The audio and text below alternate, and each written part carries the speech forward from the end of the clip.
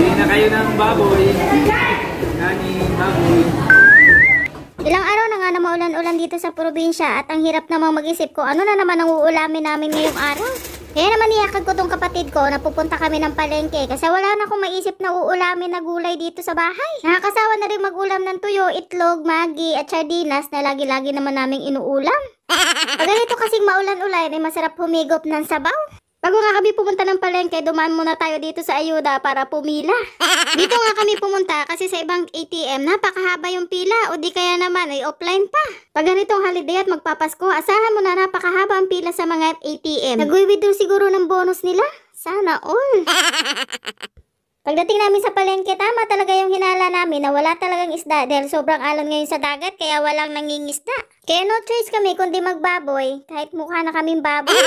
Sakto naman at bagong pasa si brother ng lugit ngayon kaya libre niya kami ng pang-ulam. Napansin na nga ako ng kaklase ko dito nag-video kaya nag-flex na rin siya ng mga tinda niyang baboy.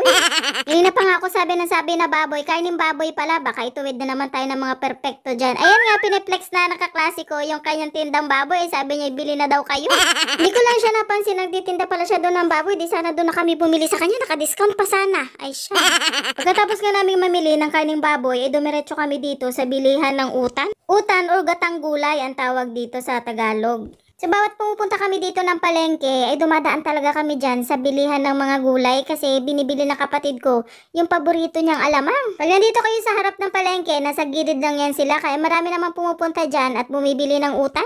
Bago nga kami umuwi, sabi ko sa kapatid ko na dumaan muna kami sa bilihan ng cat food kasi yung mga alaga ko wala nang makain. Sobrang bilis nga maubos ng cat food nila kasi may napulot na naman akong pusa sa kalsada na itinapon naman lang kung sino. Sabi ko nga, hindi na talaga ako pupulot ng pusa pero hindi talaga makaya ng konsensya ko at hindi ko maiwanan sa gilid ng kalsada na gano'n na lang yung sitwasyon. Kaya nananawagan ako dyan ha, sa mga nag-aalaga ng pusa, maging responsable naman kayo. Hindi yung nag-aalaga kayo pagkatapos pag ayaw nyo na saka nyo iiwan sa kalsada.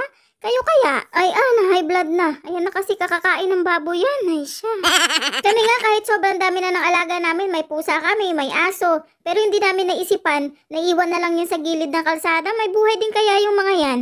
Lah, tama na nga yung panineremon ko at ako lang din ang naha-high blood eh. So nandito na nga ako sa bilihan ng mga cat food para dito sa mga alaga ko. Wet food naman nga yung bibiling ko sa kanila ngayon para salitan dun sa hard food na binili ko nung isang araw. Kahit sobrang mahal nga ng wet food, ay pinagtsatsagaan ko silang bilhan.